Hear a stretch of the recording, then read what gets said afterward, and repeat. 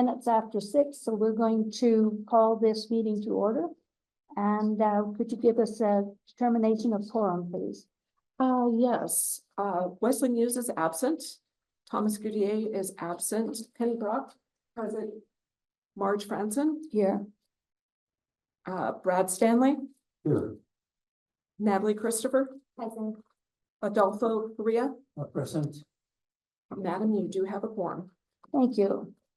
So next thing on the agenda is the Pledge of Allegiance, and if I could have Penny Brock lead us in that, please.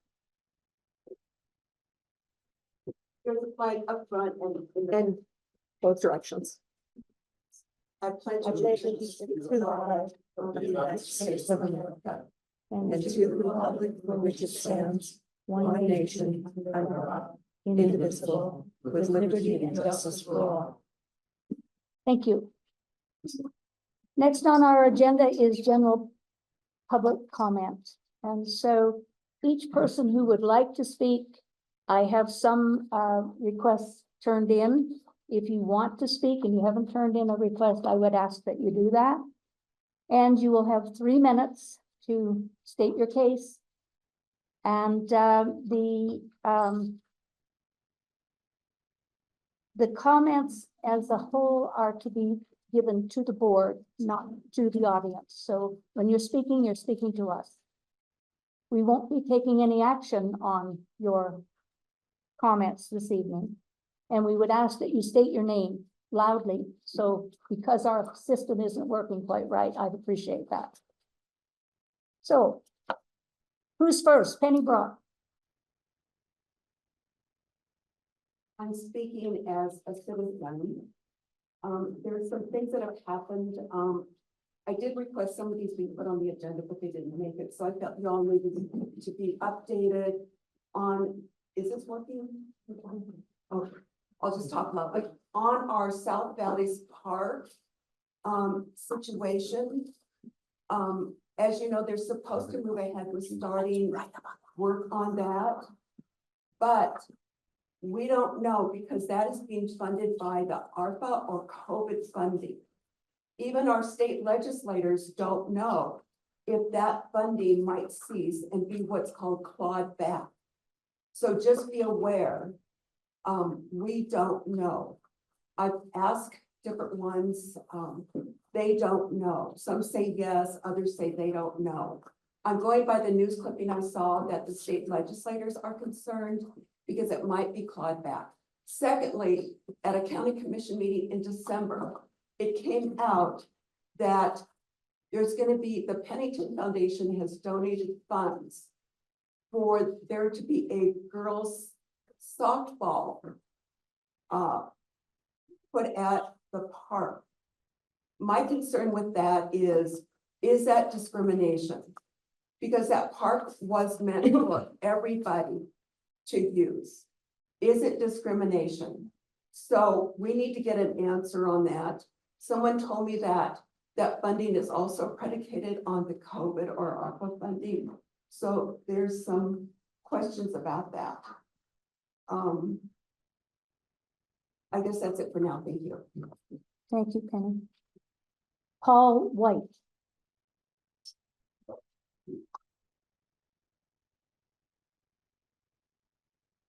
My name is Paul White.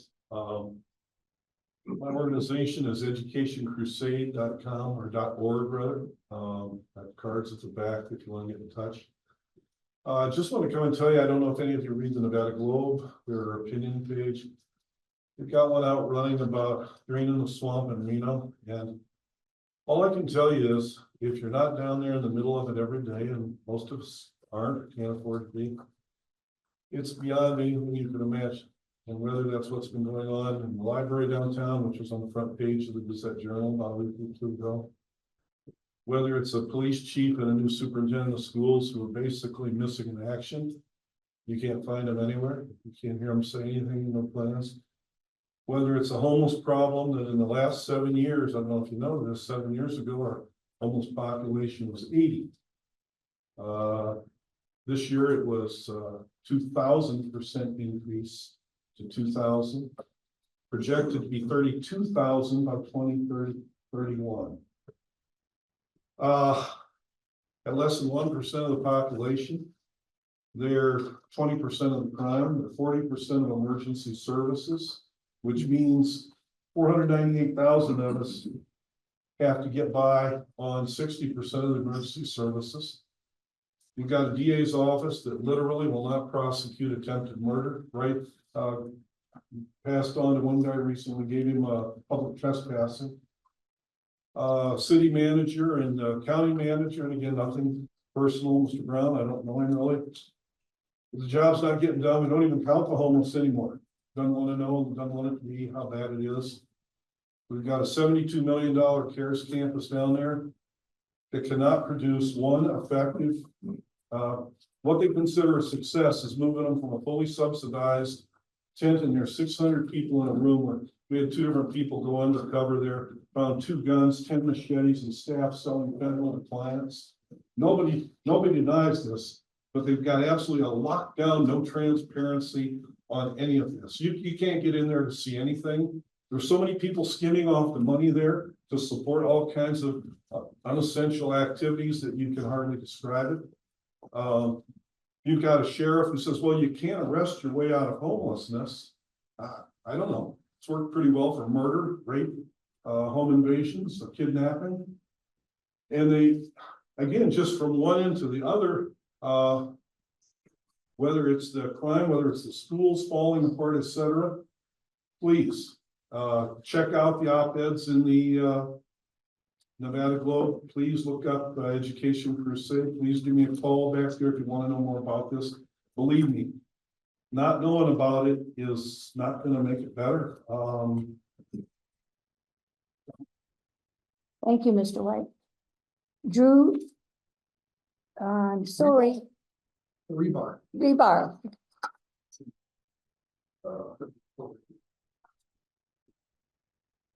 Hi there, everybody. My name is Drew Rebar. In this last election cycle, I was a candidate in the primary election for Assembly District 40. Where that is in east Washoe County, so the other side of Virginia. From Hidden Valley, Pleasant Valley, Washoe Valley, all of them down through there. My name was left off with the sample ballots. It's a constitutional violation and a legal violation Washoe County committed by not having proper ballots and notifications. So therefore, everybody who wanted to vote in that election, wanted to find out who I was, couldn't do that. Thank you, Washoe County, in your great confidence in running elections. So really what I'm about is government accountability, government treating the people right, government working for the people, not the people working for the government. And in doing this, I've got a lot of public records. I've handed out, most of you have got a copy, and this is an email between Library Director Jeff Scott and one of his employees. And really what it just says is, how can they discourage the public from making public comment? And what they do is they go and alter the public comment on the public record. I find that very, very concerning. If you do too, I would ask you to speak up and reach out to Director Scott, but primarily reach out to the Library Board of Trustees. They're the ones that can do something about it. They're in charge of his employment. The county manager's office has some minimal controls, possibly, just depending on how they're playing the politics of it. But I think that our government, regardless of what side of the political aisle you may be on, or just being in the middle of the political aisle, I believe that all of our voices should be heard by our government, and all of our voices should be put on the public record accurately. We shouldn't be saying things. The public employees that are keeping the public record should not be altering our words for their own political purposes. And that has been happening in Washoe County. And this email with Director Scott of the library is proof that he's changing our words around. To me, that's just absolutely unacceptable, since we all pay them. Thank you very much. My name is Drew Rebar. Thank you, Mr. Rebar. Mike Clark, that would be Commissioner Mike Clark. Good evening. I'm speaking as a citizen here. I'm not representing the county. So I just wanted to, first of all, I'm happy to be here as usual. Try not to miss these meetings. Thank you for all the years of dedicated service. I got something that I want to bring to your attention. I want you to take a look at this sweatshirt I'm wearing. And in your mind, you don't have to say it out loud, just what color do you think it is? Ready? What if I told you it was green? Would you believe me? This is a green shirt. You're looking at a green shirt. Does anybody in the room believe this is a green shirt? Okay. My point is, I'm trying to make a point. We've got certain individuals that say things at the county that are not exactly what appears to be to the naked eye. We've got a county commission chair who allegedly went down to the county, to the state of Nevada a couple of days ago and told all the state of Nevada that Washoe County has reduced homelessness by 40%. Does anybody believe that? Manager Brown is here tonight, was there with that. You can go on and look at this. It's all on tape. It's recorded. How, and she said it again today at the joint fire board meeting, that I don't know the exact quote, but you can look it up. When they say the county manager's office in the chair telling us that homelessness has been reduced by 40%. Do your eyes, when you're driving around this county, tell you that? Mr. White brings up some points that are valid points, but the county says, no, that isn't happening. This is a red shirt.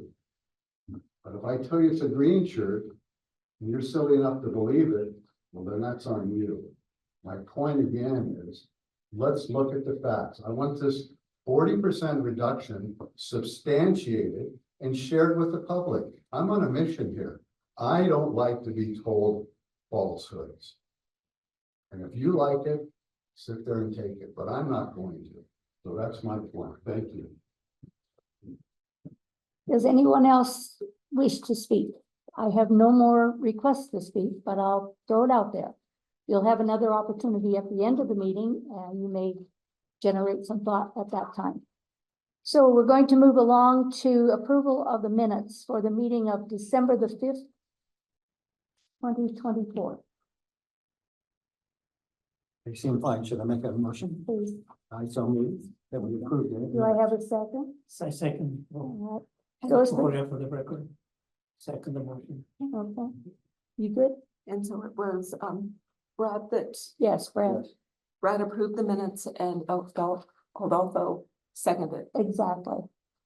And so now we're going to vote. All in favor? Aye. Any nays? All right, motion passes. Next on in the agenda that I'm looking at says public safety update. And that would be comments from Truckee Meadows Fire or the Washoe County Sheriff's Office. So who do we have there?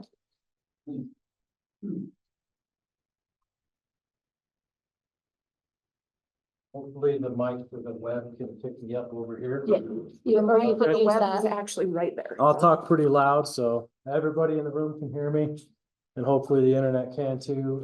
My name is Joe Shum. I'm the division chief for Truckee Meadows Fire and Rescue, currently assigned to oversee the operations division. So each time we come to a cab, we come with some data and statistics. Thought you'd like to know that in the South Valley CAB area in 2024, we have on record 3,072 calls. That's an average of about 256 calls a month. The month of January saw 244 calls, so a little bit of a dip, but you know, we have highs and lows. We had 3 fires down here, nothing large or substantial. Medical calls and motor vehicle accidents, we had 145. We had a hazardous materials incident that was minor and mitigated, a gas leak. And we had 64 good intent calls, and then another 30 assists or false calls. Nothing was there for us to handle when we got there. So our crews are keeping plenty busy. I'd like to report that we had 5 folks graduate our latest academy on January 31st. They graduated the Carson City Regional Academy. There was a joint effort between 7 different fire departments in the region. They are getting further training here at Truckee Meadows to learn how to drive our big water trucks. So that when they hit the floor and go out into the stations on the 24th of this month, they will be certified to drive those vehicles as well. Some of those positions were hired in anticipation of the retirements. As everyone knows, Chief Moore has retired. The national search is on. The consultant that was hired to find the next chief for Truckee Meadows is doing their work, and you should see movement on that here soon. We also had a retiree, a battalion chief retired, and we're anticipating a few more this year. So trying to stay ahead of the curve takes about 6 months to get folks trained up. And those 5 new folks are certainly going to help that. As we know, the weather outside, it's raining, snowing. We're anticipating mud problems. The Davis burn scar, the Callahan burn scar, and then any of our normal low-lying areas tend to be kind of a problem areas. There's a lot of private roads out here, dirt roads and whatnot. So just be heads up. What we ask the public to do is if you see a flooded intersection, please don't drive through it. You don't know what's under that or what is no longer under that. And we don't want you to become part of the puddle if it is. So, please be safe in the weather out there, ice, snow, rain, whatever it is. That's what I have. Any questions? Yes, sir. Is 5 graduates, is that an adequate, average, exceptional number? So we started with 6. We graduated 5. One person didn't make it. It happens. But that's our numbers as far as keeping up with what's allocated and approved by the Board of Fire Commissioners for the number of positions that fit in the budget. So it gets us back, not back, it's actually, we kind of preemptively overhired, knowing we had some positions to fill and we didn't want to be behind the eight ball. So we currently have a full roster. 100% of the positions that have been approved are full at this time. Thank you. Anyone else? Yes, for the traffic incidents, do you have specific areas that there seems to be more traffic incidents than others in the specific area? It's kind of hit and miss. You know, right now with the snow up on Mount Rose Highway, that engine ran 2 calls up there today. If the road's clear, then we generally have fewer problems. With the wind, I-580, we're expecting an uptick down there. That's just kind of the nature of that interstate down there. Other than that, it's kind of just your run-of-the-mill around town stuff. So, yep, those are probably the 2 hot spots for accidents down here in the southern area of Truckee Meadows area. Yes, sir. Do you have? Yes, sir. We love the work Truckee Meadows does and the work Sparks does. I'd be interested in your thoughts, if you guys have ever thought about contacting Reno Fire. Most of you probably don't know, they've got a drug policy for a number of years with the firemen that allows anywhere from DUI limit to 5 times DUI limit for weed, alcohol, coke, heroin, meth, ecstasy, etc. They've obviously got a union that's got a vice grip on city council for whatever reason. But I know Truckee Meadows, that would not be your drug policy. I know it would not be Sparks, and I wondered, would it ever do any good to talk to him? I asked Chief Cochran several years ago, he was going to address it. Never words come out of his mouth. We went to every station in Reno and talked to the captain of every station and what they thought about it. And pretty much it was shrugged their shoulders. Well, it's never been a problem. To allow 5 times the legal marijuana limit or heroin and still operate machinery. But I guess my question would be, would you all ever, or have you ever tried talking to them about it? And it would be remiss of me to comment on their drug policies and their enforcement of such as a separate entity and what they're responsible for to their citizens. I can say that Truckee Meadows abides by a 0 tolerance policy. So that's what we follow. But you have heard about what I'm speaking about. I've heard rumors of it. I've never seen it It's online. substantiated. It's online. Sir, could you state your name, please? Oh, right. Thank you. Mhm. Yes, Penny. With what happened in Southern California, we all heard about the fire hydrants that didn't work or were empty. So my question is, and I know your county, do you know if there's a policy that the county, Reno, Sparks Fire Departments go out and test the fire hydrants in the neighborhoods? So the water system is predominantly run by the cooperative agreement with Truckee Meadows Water Authority. That's most of the hydrants and water in the area. There are a few other smaller water purveyors. The Great Basin Water Company up in the North Valleys, out in Cold Springs and whatnot, but the Truckee Meadows Water Authority tests the fire hydrants on a regular basis. If anyone has been, especially down here in the south, they've been making their rounds down here in the south. You see them bright red fire hydrants because they've just been freshly tested and painted. So they make their rounds on an annual or biannual basis. They also go out and repair the ones that we know that are broken or they get reported as broken. The water system here is pretty robust, and I know that there's a lot of talk about what happened in LA. For perspective on the size and magnitude of what they were faced down there, we're talking multiples of Washoe County all at once. We're talking a lot of fire trucks. We brought 300 firefighters and several hundred fire trucks over the hill within the first 12 hours of the Davis fire, tying into the hydrant systems. They faced a lot more homes on fire, a lot of all of that stuff. So can't speak to their water system. I'm not a part of it, but I know that there's always efforts here to make sure that it is redundant, that it is on a loop system.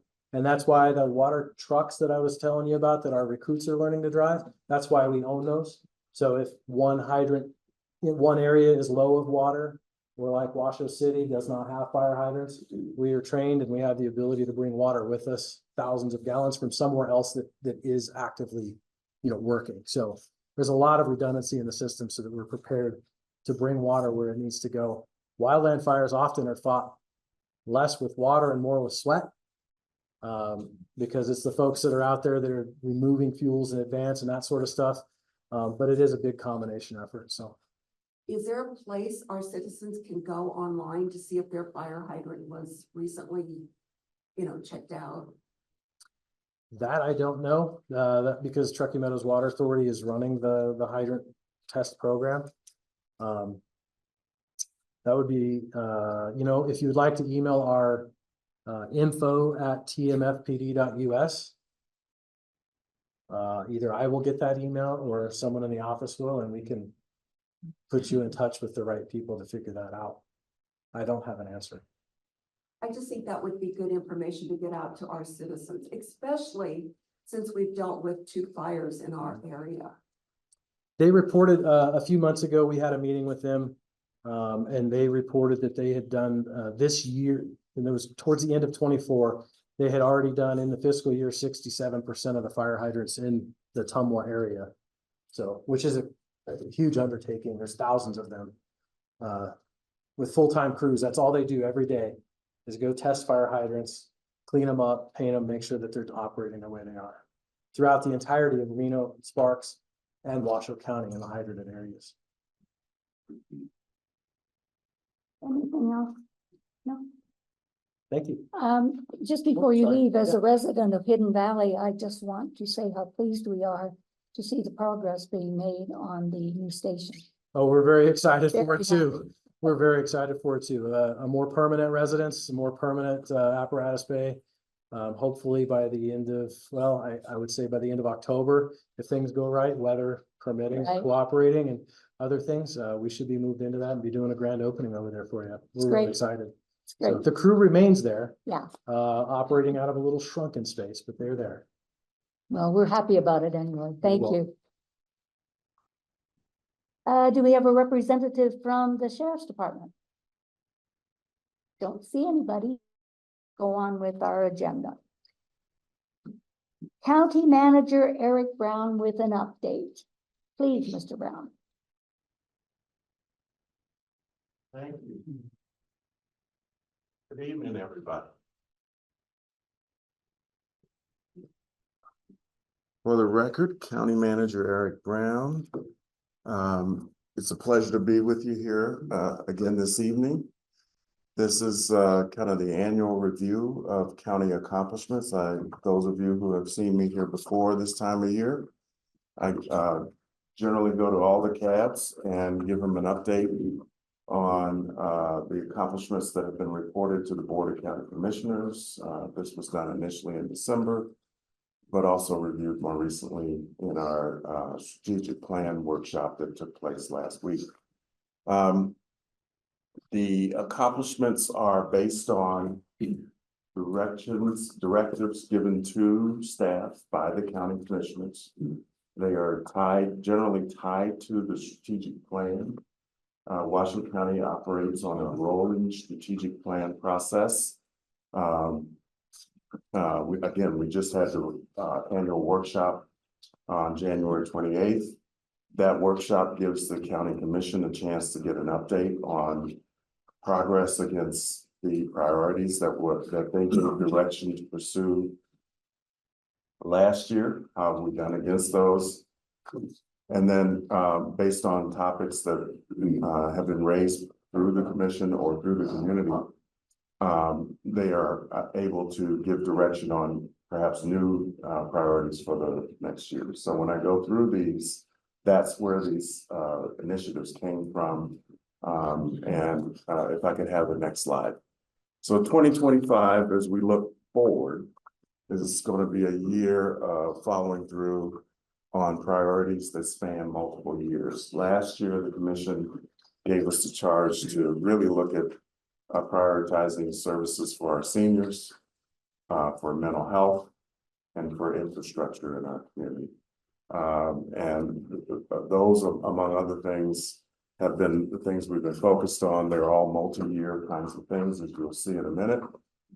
But we know as we look towards our 5-year forecast, the county not only budgets on an annual basis, it looks 5 years down the road. There are some financial headwinds down the road in years 3, 4, and 5 that we need to prepare for. They are primarily around the flattening of C-tax, consolidated taxes, which are our second largest revenue stream after property tax in Washoe County. And it's possible that there could be an upward trend in the trajectory of C-taxes, but if that doesn't happen, we're preparing for the worst. So budget season just kicked off earlier this week. I had a meeting with the 24 department heads. We reviewed the financial forecast, the 5-year forecast. And we sent the message that we aren't going to be trying to add additional staffing or initiatives this year. The goal is to try to focus on the initiatives that the commission has already asked us to pursue, make sure they are completed or optimized, and make sure we take care of our employees so that we don't have to let go of anybody down the road. Next slide, please. Now, having said all that, Washoe County is in a fairly strong fiscal position. We have a structurally balanced budget today. Moody's actually just increased our sales tax bond ratings, which is a very positive development. Our audits have been clean, but again, that reflects the picture today in 2025, 2026. We're preparing for the future when I share the concerns that I've just done. We did get unanimous board approval for collective bargaining agreements with all our employee associations. For the first time ever, we have 4-year agreements. Usually we have 2 or 3-year agreements. This is important for us from a financial perspective because it gives us a clear view of what our largest expense category is going to look like over the next 4 years. So it gives us some certainty about what that will be. If you talk to my counterparts in Reno and Sparks, they're not in the same place. So very positive development. We did get the GFOA, Distinguished Budget Award. That's something that our finance group has gotten on a consistent basis. You all are aware that the county, the state and the counties have been awarded opioid funding from the settlements that have been taking place, and there are more in the offing. This was the year where we actually appointed an opioid coordinator administrator and began, we got an opioid plan, action plan approved. And over 2024, we distributed about $4.5 million in opioid abatement funds to various organizations. The last point up there is a point around improving our transparency into our finances. And it's a platform that's called Open Checkbook. I think we're going to brand it Washoe Checkbook. The state is already using it. So if you haven't visited it, you can go to the state treasurer's website and you can see how it works. It basically makes it easier to find how much the county is spending. If you want to know how many employees the Parks Department hired last year, or how much money is the sheriff spending in the jail, those kinds of things. We do have an award-winning budget book that we publish every year. It's about that thick. That I think is an excellent source of information for those who are into the more tactile book format. But this is a tool that will be coming on stream in the month of April. And we're also planning a public workshop once the budget has been approved, and invite the public to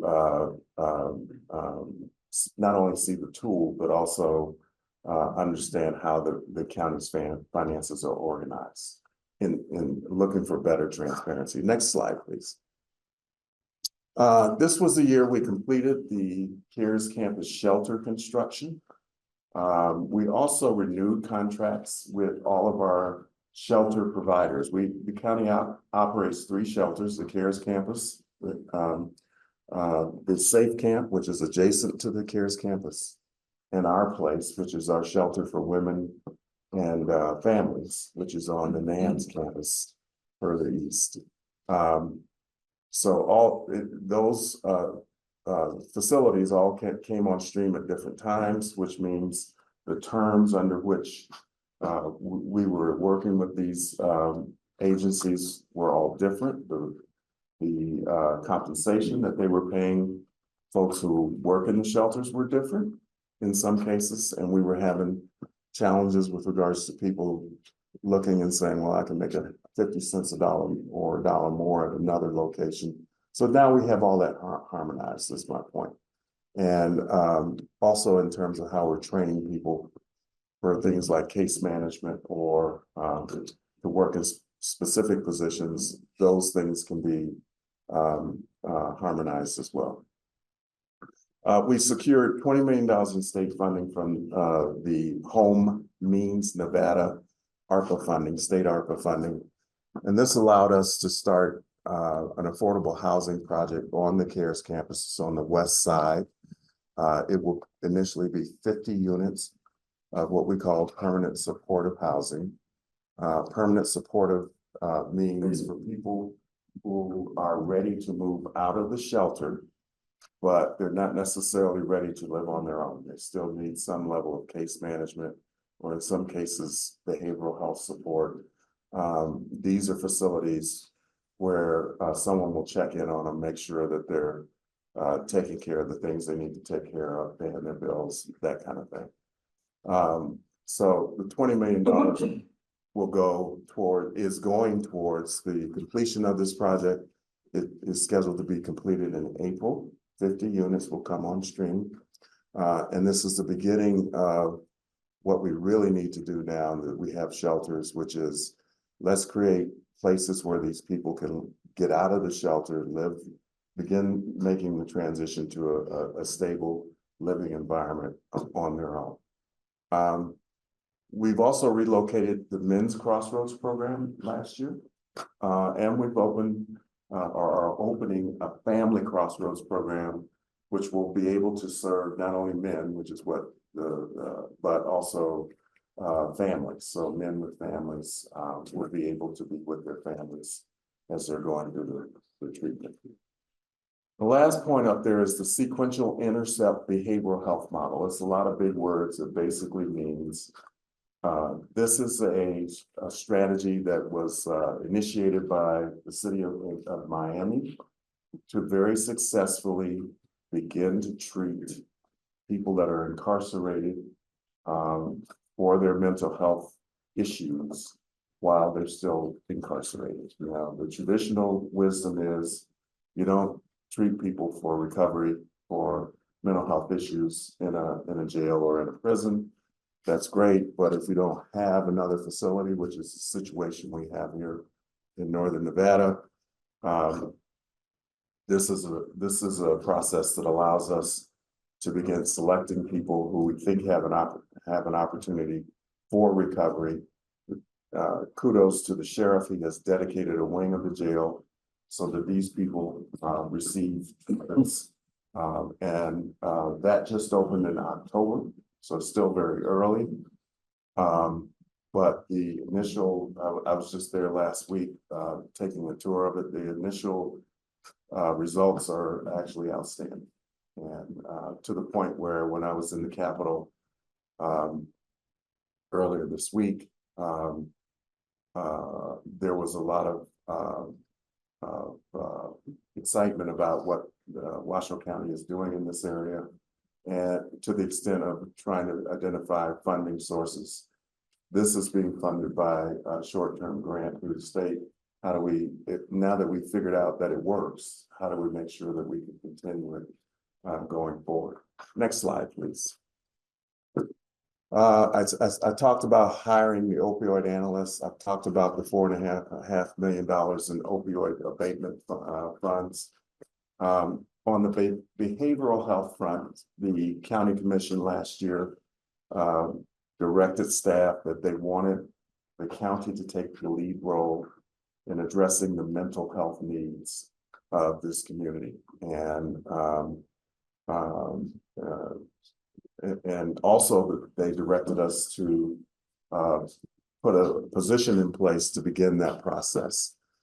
We were fortunate enough to be able to hire Julia Ratty, who many of you know as a former state senator, and came to work for the Northern Nevada Public Health, the health district, about 2 years ago during the pandemic.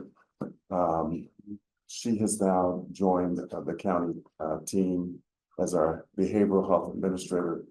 And she has been working not only on the sequential intercept model that I talked to you about earlier, but she has also been working with local mental health providers to determine the best use of the old West Hills Mental Health Hospital, which will be renamed the Washoe Behavioral Health. We have a behavioral health action plan. We received $14.5 million from the state interim finance committee last year. That money is being used to harden the facility because it had been vacant for a number of years and needs a new roof, it needs HVAC, it needs new windows, things like that. We are now focused on converting that facility. And I think what you're going to see is there will be a focus on youth mental health, which is badly needed in this community and badly needed within the state. I think most of you probably know this state is exporting kids every week to other states because we don't have suitable facilities for treating kids with mental health. It will also be used for adult, what they call subacute mental health patients also. To explain what that is, think about on any given night, there's probably 200 to 300 individuals who are either in Sheriff Bailey's jail or in one of our shelters, CARES Campus, Our Place, not so much the safe camp. They're in our hospital emergency rooms. These are people who aren't really a threat to the public. They just have mental health difficulties, and they can be cyclical, they can flare up. And what we see is they bounce between all of these safety net spots. The emergency room, they'll be in the emergency room tonight. Tomorrow, they might be at the care schemes. Next week, they might be in the jail. We're allocating space within the old West Hills facility so that these folks can be treated and hopefully brought closer to a situation where they can be stabilized. Okay, next slide, please. Elections. So I don't have to tell all of you, it's been a tough road here in Washoe County over the last 3 or 4 years. We did successfully administer 3 elections in 2024, the February presidential preference primary, the June primary, and of course the general elections in November. As we did that, we brought the registrar of voters staffing up to the levels that reflect best practices in the elections operations of other jurisdictions nationally. We were able to renovate the facilities because they were not originally created for an all-male ballot scenario. We still have challenges with that facility in terms of having adequate storage space and space for training, but we've made it work. And we also installed new election equipment, which many of you have heard about. It's the top-down system, it's called, which provides for a better efficiency, faster ballot sorting and counting, which is, of course, something everybody wants to see from the state of Nevada. Top-down really refers to the Secretary of State's effort to lead implementation of a new voter registration and voter election management system. This should help us improve our ability to maintain our voter rolls going forward. Our old system was at a point where it was not even being supported by the vendors anymore. All 17, as a result of this implementation this year, all 17 counties are now on the same voter registration and election management system, which, as you can imagine, presents some real opportunities in terms of how we train our elections folks, how we troubleshoot issues that might come up, and how we develop best practices within the state of Nevada as to how we maintain the voter rolls, how we conduct elections on election day, count ballots, and the like. We've also successfully completed a recruitment for a new ROV that is on the agenda for the BCC on Tuesday. Next slide, please. All right, innovative services. So a regional computer-aided dispatch. This is a carryover. We've been working on this for about a year. It is scheduled to be completed in September of this year, so this fall. For those of you who are not familiar with it, for the first time, the region has come together to adopt a common platform for Truckee Meadows Fire, Reno Fire, Sparks Fire, RIMSA, to all be on the same dispatch platform, the same software that basically allows them to route to respond to calls based on the closest unit to where the incident occurs. Right now, we're all in separate systems. They don't talk to each other. So the dispatcher in Sparks has no idea where the nearest Truckee Meadows ambulance or fire engine is. This will do away with that. And dramatic improvements in response times. We're already seeing this as we start to harmonize how we respond to calls because we were all doing it differently. It's forcing us also to make sure that we're reporting our results in the same fashion. Right now, we don't do that. Sparks compiles its data and labels its things differently. than Truckee Meadows does, than does Reno Fire. This is giving rise to a lot of discussion around fire consolidation or regionalization, depending on both. And as you all know, there was a concurrent meeting this morning where that was a topic of discussion. The county manager, the managers, city and county managers were directed to work with the chiefs and come back to the councils and the commissions within 30 days with some recommendations on how to proceed. The next bullet point, I just want to point out that we have been using technology to try to make it easier for our citizens to communicate with us or access information. And examples are the Development Hub, as you all know, here at the CAB meetings, we have on the agenda an item where we look at an update on the hub and what development activities are occurring in your communities. Anybody can sign up to receive notifications within your district, or if you want to receive notifications from other districts or all of them. We have people that do that. Point is, it's access to information about what's going on from a development standpoint.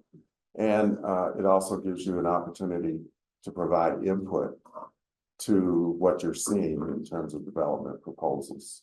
And that input does get shared with the Planning Commission and with the Board of Adjustments, et cetera.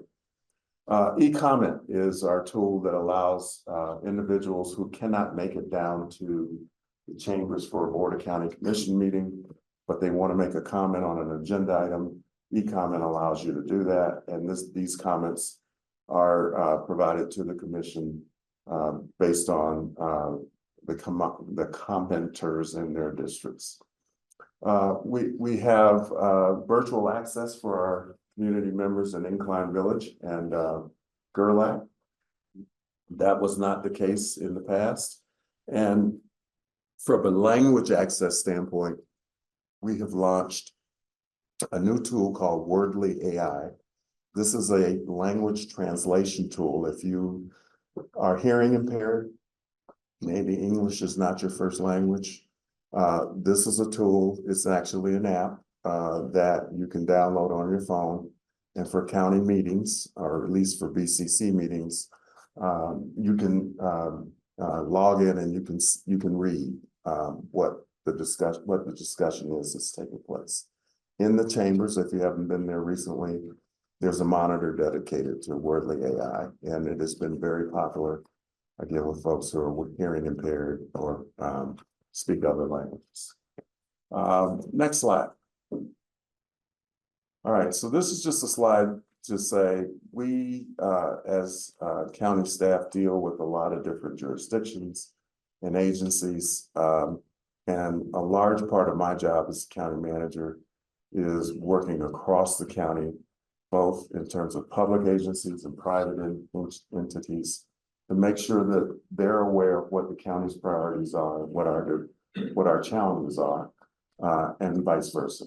And also to make sure we don't duplicate efforts, hopefully, and that we are sharing resources to affect the best outcomes. Next slide.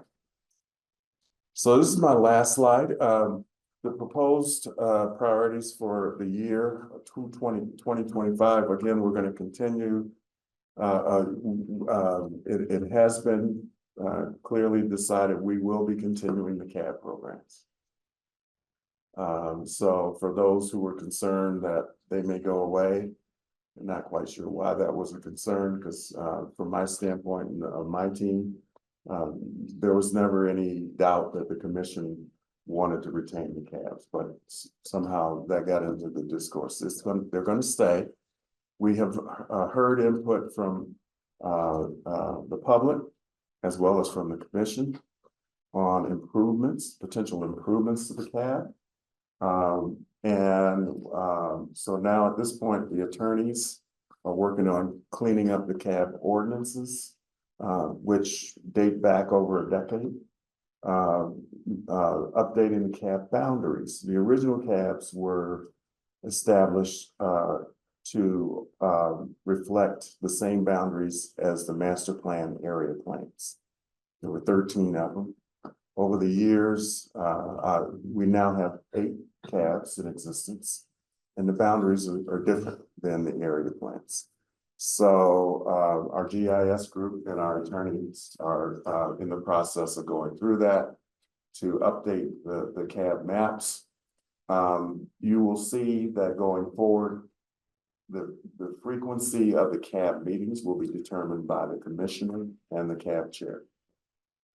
This is not something that the county manager or the county manager's office gets involved in. Okay, you want to meet once a month, you meet once a month. You want to meet once a quarter or every other month, have at it. It's really up to the commissioner and the cab to figure out what's in the best interest of the community. In terms of how the topics are derived for the cab, same thing. Staff can certainly be helpful in securing speakers and the like. But that's really something that we see as should be worked out between the commissioners and the cab chairs and the members of the cab. I talked about the CAD implementation already, so I won't talk about that anymore. Talk about West Hills. The middle bullet point around the justice system, it has been out of whack ever since the pandemic in terms of caseloads and the staffing levels needed to address those caseloads between the district attorney's office, the public defender's office, and the all public defender's office, as well as the Department of Alternative Sentencing. If you go hire 10 new attorneys in the DA's office and you don't make any adjustments in the other pieces of the chain, it causes problems. And we did that, unfortunately, during the pandemic. So we're going to be doing a workflow study to take a look at how that should be recalibrated, and that should help us much more efficiently operate our social justice system. Emergency evacuation plans. This was a topic that was also reviewed this morning at the concurrent meeting. Those of you who have come to CAB meetings know Kelly Echevarria. She is our emergency manager. You should know, I keep reminding people, we're one of Washoe County Emergency Management is one of about 30 counties, county emergency management organizations in the nation. There are over 3,000 counties in the nation. We're one of 30 that are accredited. These people, and in order to be accredited, you have to be serious and dedicated in training, constantly reevaluation, constantly updating plans for various aspects of emergency management. This year, we're going to try to tackle updating the county's emergency evacuation plans. There are probably half dozen, maybe 8 regions of the county where those plans haven't been updated for 5 or 10 years. The technology, by the way, that is available to help do that analysis and updating those plans has greatly changed, greatly improved. So you'll be hearing more about that as we get into the year, but that is another priority. Public-private partnerships, I'll just say, we're going to be working with, we're already in discussions with developers to look at using some of the vacant lands that the county owns. I think we have 12 parcels, for instance, up in Panther Valley that probably were originally earmarked for Dan Evans or maybe Carr or something. They're not being used now. So we're in discussions with developers who are in this space about housing, affordable housing, using that space for affordable housing, as an example. This is likely going to mean long-term leases. And some arrangement where the county generates revenue on the activities that the developer puts in place. This is also, and this is grossly oversimplified, by the way, but this is also the strategy that we're looking at in terms of how we might be able to redo our courthouse downtown. Okay, so if you look at the courthouse itself, the parking lot that's across the street, maybe even 350 South Center, where our HSA, we have county employees in there. There's a parking lot there also. If you put all those assets that the county owns in a basket and you go shop them and say, bring us the solution that allows us to meet our courthouse needs and meet our office space needs, but also provide economic development activity for downtown. That's what we mean by public-private partnerships. We plan to work with EDON as well as others. The judges have already hired a firm called Rebel and done a preliminary study for the courthouse itself. And then last but not least, we're going to be updating the FEMA floodplain designations. You may have heard about that already. The first community within the county for that is Lemon Valley. But here again, there's probably another 7 or 8 communities around Washoe County that we will be doing the same. Okay. That's all I got for you. I will be happy to take questions. Yes, sir. Thank you very much for coming and sharing your accomplishments and priorities. Very thoughtful presentation. Regarding the accomplishments, the impression I get is that they refer to primarily acquisition of resources. And I was wondering if you have any metrics for assessing the impact of those resources on needs. That's an excellent question. So the county received about $91 million in ARPA money from the Treasury, and that money came with the requirement to do stringent oversight and accountability of what the outcomes are for the monies being spent. So yes, we are our community reinvestment group. We've got a team of folks that are working with the recipients of those monies, whether they're our own departments or whether they are community-based organizations. And so they issue a report every year. I think it is in September. They did that last year to document what are the results from the monies that have been spent. Same for the opioid action plan. It requires that we give periodic updates on how has the money been assigned and what are the outcomes. I have a question. Yes. What was the total cost of the Harris campus construction? I think it was $77 million. 77 million. Yes.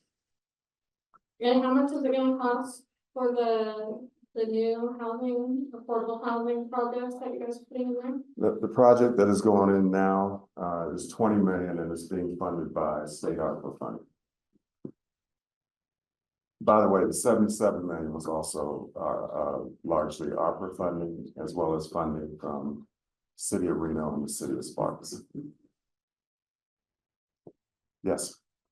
Before I say anything, audience and the board, you doing kind of got to decide who you would listen to. Mr. Brown's salary package is probably $500,000 a year. I work this 7 days a week and have done this, worked with homeless things for over 50 years. I don't take a cent for it. So you decide who you believe. It would be impossible, I think, to have shared more things with you in this shorter period of time as he spoke as are not true. They want transparency. Just try calling Mr. Brown tomorrow. Look online and see if you can get to his office. Good luck. You can't. There's no transparency. There's no transparency when he tells his public information officer to not let anyone go in this $75 million worth of things. You can't schedule anything. You can never drop in and see it like it really is. What are they getting? 20 million for opioid abatement? Abatement? They couldn't be selling drugs faster in every single facility you heard about. I've been to them. They've got everything under the sun in there. Every last thing you heard about the homeless thing was just a blatant lie. We're gonna serve families. You know what a family is? A family is a meth addict with a kid dragging around on the sidewalk who ought to be taken away from her. And she hooks up with another user and they go to this, our place or Crossroads, whichever, and they say, oh yeah, we're a family. And then get a little bit bigger place in this. If we want transparency, Mr. Brown, why would you not be counting the homeless this year? Why would you decide not to count them? You don't want anybody to know how bad it's gotten. I don't understand this idea of housing, affordable housing, sounds good. You think of somebody like who's a cashier at Walmart and can't afford a place. Now, let me tell you what affordable housing is. Affordable housing is the people I know personally who are in this safe camp or in the tent. They can dumping busloads of sex offenders into the tent on a regular basis. Nobody tells you that, do they? And so what affordable housing is when you sit in the tent or in safe camp and don't work and don't stop using and have everything handed to you. And then, and I know 4 people I could. Mr. White, do you have a question? Yeah, I sure do. I Okay. want to know why he's lying so much. And this, let me just finish this and I'll let it go. Why would it be they can sit in there and then they get a voucher, not for a month of a free place to live, not for a year. How about 10-year vouchers, Mr. Brown? They hand out 10 years free rent, no pay on housing that we've paid for, and they brag about getting these grants. And then they die in there. They haven't gotten off of anything. Every facility they run is full of drugs. Why don't you know? Because the only way you get in there is to do what we did. I went in there and signed up like I wanted a bed for a night. Another one of my guys did. We've got tons of employees inside who are telling us every last thing you're doing. I've tried to talk to you a million times, no talk. And the fact you heard Mike Clark say, what's her name, Alexis went down there and said a 40% reduction in homeless, only if because you didn't count them. You know that's a lie. Bethany Drysdale, your PIO, could not be a bigger liar. Mr. White, I'm done. Yes, sir. So Drew Rebar for the record again. As I said, I was a candidate for Assembly District 40 and the county left my name off of the sample ballots, giving me extreme disadvantage running against an incumbent, obviously. I got a Supreme Court ruling that said that the Constitution was violated and the laws were violated. What are you going to do to make sure that, number one, that your sample ballots and all of your ballots are correct again? Because it wasn't only my name that was messed up on the sample ballots. There were Carmen Ortiz was left off of the ballots. There were Democrats that were put on the Republican sample ballots. So people were looking at people that they couldn't even vote for because they weren't registered as part of that party. So that's the first part of my question. What are we going to do to ensure that doesn't ever happen again? Number two, as far as government accountability and what we're watching now with the federal government, that's DOGE program, it's been disclosed that the federal government's been spending millions upon millions upon millions of dollars paying media to apparently get stories that they want to get. In the public records that I've got, and I shared some of those today with you, what I see a lot of is This Is Reno, which is a publication, is blasting out a lot of information to government employees. Is the county paying news or media organizations subscription fees or any money? And is the county approaching these organizations trying to steer stories? Is there corruption within that? Because like I said, This Is Reno seems to be pushing a lot of stories to county employees in the public records that I've got. So I'll just limit it to those two questions. What are we going to do to ensure that the ballots are correct next time? Because you said the elections ran perfectly. I did not say that. Fairly close. It's recorded. Whatever you said, that they were successful. I think that was your word. Was that your word, successful? Anyways, I would say screwing up the ballots is not a successful election. It seems to steer people towards the people that they already know and doesn't give the unknown candidate or the new candidate any could we chance of. give Mr. So- Brown an opportunity to answer your first two I questions? was just going over the wordage there. So what are we going to do to make sure the ballots are correct and the elections run properly? And is the county spending money paying media? The answer to the second question is no. The answer to the first question is, I'm very sorry that the sample ballot got, had an error that affected your campaign. What we are doing, as I mentioned in the presentation, we're replacing the leadership of the registrar of voters. And we fully staff the organization so that we're better able to ensure the quality of reviews of ballots and other materials. Thank you. I have a question about replacing the leadership. Yes. Could you state your name, Oh, please? sorry, Ursula Burnett, for the record. Were you replacing her by force? Because I believe there was an article that came out somewhere that she was forced to go on medical leave. Yeah, so I don't know. the answer is no. But we don't comment on personnel matters, which is what that is. And so there you go. Mhm. Any other questions?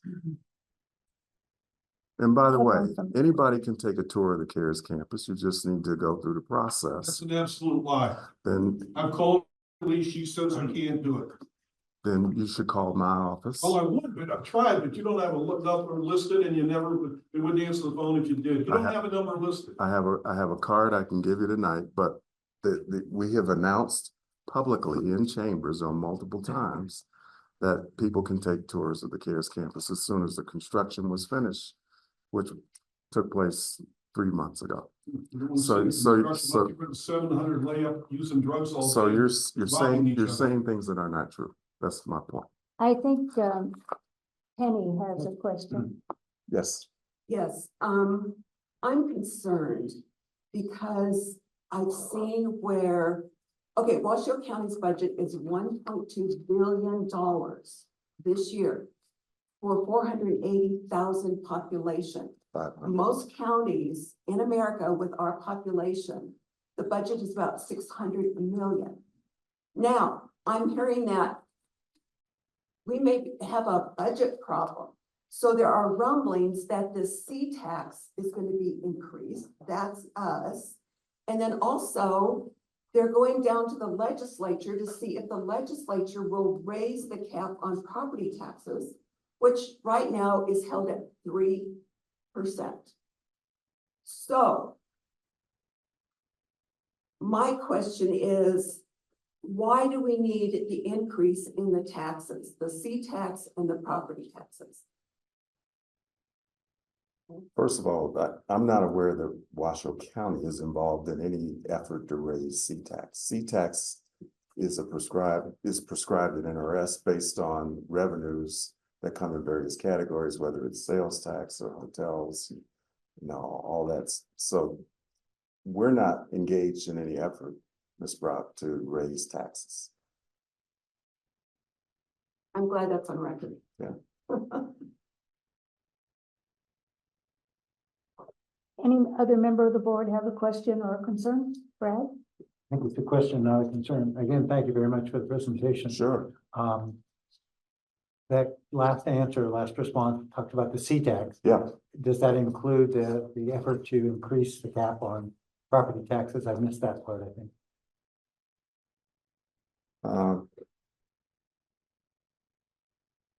Again, the county isn't engaged in any effort to increase the cap. That doesn't mean that other counties and NACO, which represents all the Nevada counties, I can't speak to that. But yes, there are a lot of folks in not just county governments, but municipal governments who are unhappy with, who feel like there needs to be property tax reform. Let's put it that way. But that's not something, and if you want to know what legislation the county is engaged on, it is now an agendized item in every BCC meeting, starting in January, so starting last month. So we go through, and our government affairs liaison, Cadence Matievich, goes through with the commission in public. Here are the items that we feel might impact the county. And there could be discussion, and then the commission comes to a decision on whether they want to take any action, either support or against or no action at all. So you know, you know, my point is you don't have to guess about it. There is a process that the county has followed for years to make sure that they're very transparent about what is the county support, and so that you can know where we are. Yeah. As I recall, Governor Lombardo was putting together a task force and may have already done so. I didn't follow it that closely, having to do with election efficacy or effectiveness and accuracy and so forth. Is the county working with that mission, or will it when it comes into being? We will, but my understanding is that task force will come forward with its findings, and that they will be offered through the Secretary of State's office, which is, you know, he's the chief elections officer. And that's how the engagement will occur, but that hasn't happened yet, to my knowledge. One more, if I may. Okay, There seems to be a lot of controversy over counting homeless folks. Would you, in your opinion, do you think that's a problem with defining homeless? Or do you think it's a counting mechanism itself or something else? Well, Gives such wide variances in numbers. yeah, so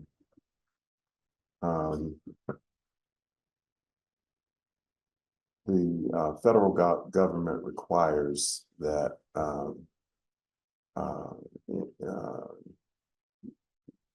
any jurisdictions that are accepting federal funding have to have a consistent, reliable method for tallying or counting homeless populations in your community. You can do that by what's called a point-in-time count, which is what we have historically used here. A point-in-time count is basically what it says on an evening in the middle of winter. The Housing and Urban Development folks hire folks to go out and count people on the street. Just like that. Now, if you live in Santa Monica, that's one thing. If you live here, you could get very different results based on whether it's 10 degrees outside or 45 degrees outside and raining sideways kind of thing. So there have been fluctuations in the point in time counts that in my view, this is Eric's view, make them very unreliable and lead to people having discussions about, well, why did it go up or why did it go down? And if you were you're trying to quantify growth of any other populations, you'd find a better way of doing it than going out in the middle of the night with volunteers and asking people if they're homeless. The other option, which is what the continuum of care here, which includes the county, has embraced, is using the HUD database system. It's called HMIS. So now if you check into any of our shelters or our safe camp, at intake, you go into the HMIS system. So they know that Eric Brown was in the CARES campus. They know that I am a smoker, or I've had a history of whatever I've had. That way, if I check out and I go to the jail next week, I'm in the system and they know that I'm over there. It's a much more accurate way of defining who's homeless, where are they, and over time, how do we do a better job of either rehabilitating them or treating them for whatever they need. as individuals, not as some monolith number of people. So, yes, there is controversy. I should point out that it is the continuum of care that made the decision not to participate in the point in time count anymore. It was not a unilateral Washoe County decision. We do agree with it. We did participate in the point in time count this year, contrary to what's been said, because the decision to give us the choice not to do that occurred after that occurred. So hopefully that clarifies it a little bit more. Well, yeah, just a second, please. If I could sort of piggyback on that, who does the count of the homeless people who are camping out all over Washoe County? And who does the count of those who are camping out within the cities? And how is that? So that is done in some cases by our folks who go out, or we have agreements with organizations that can go out and do go out and interview these folks and find out if when we do that, we're putting them in HMIS. So. Yes. Couple questions. In the strategic plan, throughout it is about diversity, inclusive and DEI. Anyway, it's throughout the strategic plan. However, our new president has said that DEI is dead. So Washoe County has been getting federal funding for DEI. So is that going to be coming out of the strategic plan? That's the first question. Secondly, President Trump has taken us out of the Paris Climate Accord and said that the new Green Deal is dead. So that is also within our strategic plan. There will not be any federal funding coming in for the, climate agenda Washoe County has. So is that going to be removed from our strategic plan? Are the taxpayers, because federal government is not going to provide grants anymore for that. So how is that going to be funded if it stays in the strategic plan? So first of all, DEI, secondly, the new Green Deal. Okay, let's start with DEI. If you look at what Washoe County is doing around equity and inclusion, there really are two things. One, we are guilty of some Title II and some Title VI compliance violations. Those have to do with American with Disabilities Act violations. Our facilities have not been constructed or reconfigured to be friendly to folks who are in wheelchairs or have other modes of transportation or getting around. And so that is the first initiative that we've been working on getting taken care of. And we the second one is the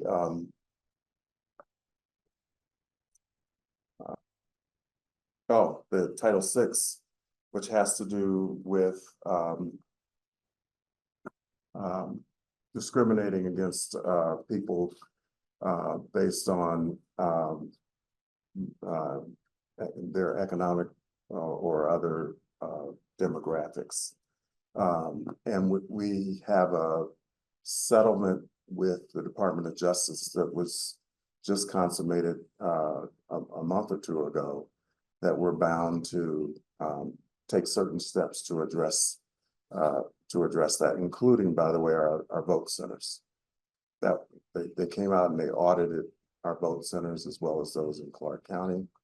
And they found that even though, as you know, many of our vote centers are in schools and libraries, which you would think are already ADA compliant, ours were not. And so those are the two areas, along with third, is language access. The Wordly application I talked about is also a focus of the county. Now, I would argue that That's important to the county. Beyond any Title VI requirement. If you think about the members of the public that come into our courts or deal with child protective services or any of our justice departments, DA, public defender, all public defender. Very important that they and their families can understand what's happening in the courtroom or what's being said in the hearings and proceedings. Those are really the three areas that we're working on. So we're not doing any social engineering, or we haven't changed our recruitment practices or anything of that nature. As I said before, because the county was kind of late to the game in addressing those areas, we now have agreements with the DOJ. Now, if the DOJ comes back and says you don't have to do it, that's different, but that's where we are as of today. Dawson, you have a question? One of the strategic plan priorities is seniors here. And the prevalence of food insecurity in Reno is about 13%, the national average. Given the increases in prices and the potential cuts in Medicare and Social Security, our seniors could find themselves in a situation where they cannot be in a situation where they may not be able to buy healthy food. Is that part of one of the priorities to ensure that food insecurity doesn't become a bigger problem? Well, it is, but I got to tell you, that's because the funding sources are usually federal or state. That is going to be very difficult, and we're either going to have to rely on safety net organizations like the food bank or Catholic Charities or folks like that to help address whatever happens. I can tell you we're already seeing increases in seniors in our shelters as rental assistance is dried up and as rent prices and mortgage prices increase. So yes, that whole situation is very important to us. We've got about 18% of our residents as seniors. It's above the national average. It's getting bigger. But finding the money to address the issue is going to be a challenge. Brad, That's fine. you good? Are you all aware of the Nevada Constitution, Article 1, Section 24? No. Basically, it's the Equal Rights Amendment to the Nevada Constitution. It says you can't discriminate based on age, gender, sexual orientation, color, skin, all that good stuff. It's pretty good constitutional amendment, in my opinion. What I've seen in the public records that I've got is specifically in the library, but it seems to probably permeate Washoe County government, is DEI was deeply, deeply entrenched. And DEI is specifically a program that looks at everybody's skin color, looks at everybody's gender, looks at their sexual orientation, and tries to balance some numbers as they're hiring. Now, you said you haven't changed any of the hiring practices, but what I see in the emails that I've got is this practice truly is deeply embedded, and it promotes certain people over other people. So is there a problem with the county with these policies that are still obviously in place based on what your comments are, and Article 1, Section 24 of the Nevada Constitution, where we are judging people based on their skin, their sexual orientation, all of these good things?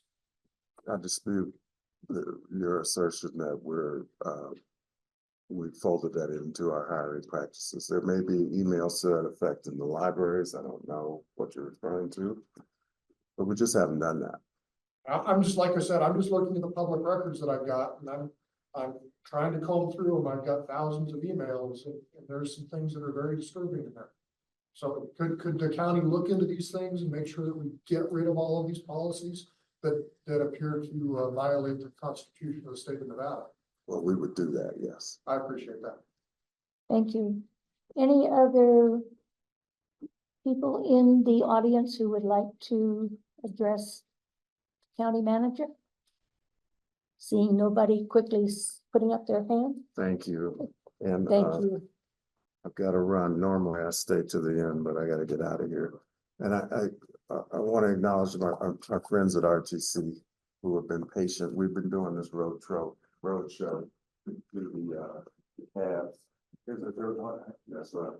But thank you guys for being here. Thank you. All right, next on the agenda is RTC. All right. Go for it. Hi, everyone. My name is Paul Nelson. I'm the Government Affairs Officer at RTC, and we try to be proactive every year around this time.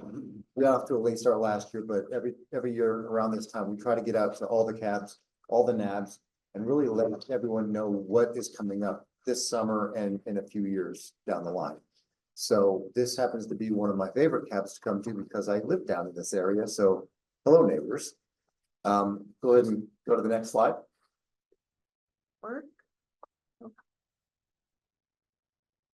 So first I'll just kind of tell you guys how we operate. So we have a 5-member board and they're made up of 2 county commissioners, 2 Reno City Council members, and 1 from the city of Sparks. We recently in the January meeting elected, the board elected a new chair. And we do this every 2 years and it rotates. So 1 year, previously it was Mayor Ed Lawson was our chair. His term came up. Now Alexis Hill is the chair. And in 2 years, somebody from the city of Reno will be the chair. And generally the way we do it is the vice chair will be the chair in 2 years. So more than likely Devin could be the chair in 2 years. Tracy Larkin Thomason is with NDOT. She also sits on the board as an ex officio. Bill Thomas is my boss, and those 5 are his bosses. Next slide. So our mission at RTC is building a better community through quality transportation. We do that in 3 different ways, and we work on this every single day. The first one is we are the Metropolitan Planning Organization, so we do the short-term and the long-term planning in the Reno, Sparks, Washoe County, Truckee Meadows area. We also do the engineering and construction of our regional roads, and we operate the public transportation system. Thanks. So I'll start with public transportation. Our fixed route transit, RTC Ride, is the backbone of our transit system. In the last 12 months, we've provided 5.5 million rides, and 60% of those are work trips. So very important for the economy. A lot of people rely on our service to get to and from work. We've also had 30 straight months of ridership growth, so we're really happy about that. It shows that there is a need in our community for our buses, and we also have a fully sustainable fleet. Most of our buses are diesel electric hybrids. We also have about 1/3 of them are all electric, and we just last year, or I guess in 23, end of 23, we got our first 2 hydrogen fuel cell buses. We have 6 more that are coming this year, and we're also in the process of getting a permanent fueling facility for those. So our bus rapid transit, it has been very successful. This is our version of a poor man's light rail. Virginia line is our biggest one. It goes up and down Virginia Street between Waller Event Center and Meadowwood Mall. We've had close to 1 million rides in the last year. The Lincoln line, we've had about 450 rides. So if you just combine those 2, that's 1.42 million rides. That's about 25% of the total ridership within the Truckee Meadows. And the nice thing about the VRT is the frequency. They arrive about every 10 minutes. So if you miss the bus, it's only 10 more minutes. So another one we have is microtransit. So we've got some areas, you know, this is a sprawling area now. We have areas where we don't have a fixed route. So we've found 4 areas of town where there really isn't a demand for a fixed route or multiple fixed routes. So we've got these flex rides. It's curb to curb service, kind of like Uber and Lyft. It costs $2.50 a ride or $3 for a day pass. And the next slide I'll show you has the maps where we're doing these. So down in this area, we got South Meadows. We just started this last May, and anywhere within that bubble you can go. There's also some points of interest just outside of the bubble. If you want to go somewhere outside of there, the flex ride will take you to a fixed route bus. I think it's bus 56 is the one that comes down South Reno, and they can get you up to Reno, Sparks, or wherever you want to go. Next. A couple of really good programs we have. Senior Ride Taxi Bucks program. This is for seniors that are 60 years or older, veterans, and people with disabilities. You get a card every month that auto loads $60, and you can use that $60 until it's gone for either a cab or Uber or Lyft. And then at the end of the month, it reloads again it does not continue on though. It doesn't roll over. So it's a use it or lose it thing. My parents actually signed up for this. They're in their 70s and they got it specifically because they want to go to the airport and not have to park their car. So they can use their senior taxi bucks for that. Another really good program is the van pool program. And this one is a carpooling program for people that live in the same area and work in the same area. Enterprise provides the car, RTC provides a subsidy, the employer can provide a subsidy, and it could be anywhere from 5 to 15 people. And it's really important in this region because we've got people that are working so far away. The Tahoe Reno Industrial Center, Carson City, Lake Tahoe, Susanville. So we've got 340 vans in our fleet, and that's top 10 of the nation. Right now, I think we're number 6. And in 2024, that saved more than 20 million miles traveled just in our region. So the next steps for public transportation is cashless pay. A lot of people don't carry cash anymore. They want to pay on their phone. They can go to kiosks. So one of the things that we're going to be doing is we're going to be installing these on our buses so that when you get on, you can just tap your card and go. You can also buy your ticket on the transit app. So there's a lot of good ways where it makes it convenient for people to get on and off the bus. We're also going to be upgrading the software for FlexRide Access. So you guys have probably seen the Access vans around. We call them cutaways, those smaller buses. They look just like the FlexRide. Well, to be more efficient, we're combining those so that if there happens to be an Access bus, say down here in South Reno, and they drop off one of their customers, but somebody else needs a FlexRide, then they can go over and get that FlexRide too. So it's just a more efficient way of doing it, but we're not going to put FlexRide over the Access customers. Next. So planning. Right now we are finishing up our 2050 Regional Transportation Plan update. So this is our long-term plan where we look out 25 years into the future and we see what we want as far as transportation goes. This is going to go in front of our board on February 21st where we expect them to adopt it. We do this every 4 years. And it's a really lengthy process. This document is a booklet about that big, and we've been working on it for about 1.5 years. So it's coming to a conclusion, and every project that we do in the city of Sparks, Reno, and in Washoe County have to be in this plan. So this is the starting point, and then it gets whittled down to our 5-year plan, and so on. Next. One of the things that came out of the planning department, we recently did the active transportation plan, and that takes a look at the walkability and bikeability throughout the Truckee Meadows. And it looks at things like safety, comfortability, things like that. And what came out of that was what we're calling the neighborhood network plan, where we broke the region up into 12 different neighborhoods. We're going to every single one of these neighborhoods, and we're looking at different ways. We're talking to the public. What intersections have problems?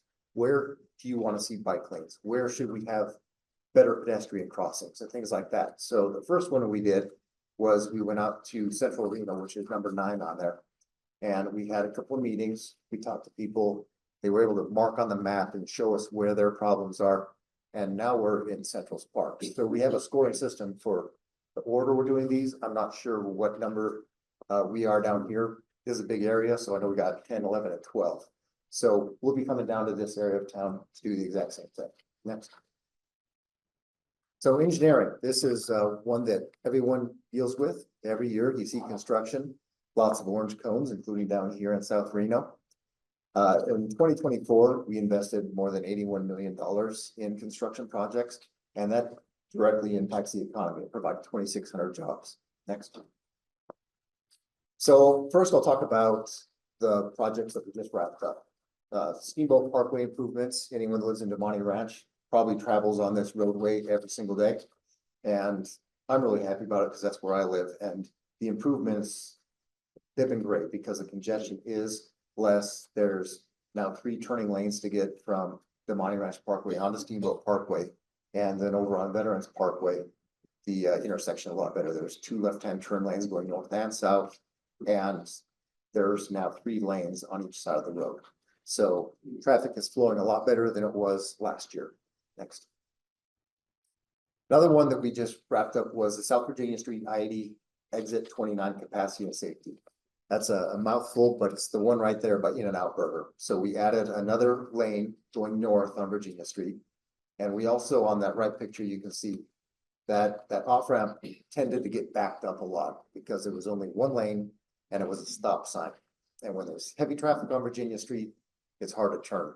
So now there's two right-hand turn lanes and a traffic signal. And we're thinking that between the northbound lane and that signal and the extra lane to turn, traffic's gonna flow a lot better on there.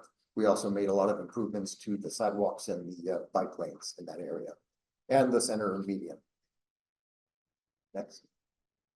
So coming up this year, one of the projects we'll be doing is the Meadowwood Mall Circle rehabilitation. So there's 3 little roads. So Meadowwood Mall Circle is actually private property, it belongs to the mall.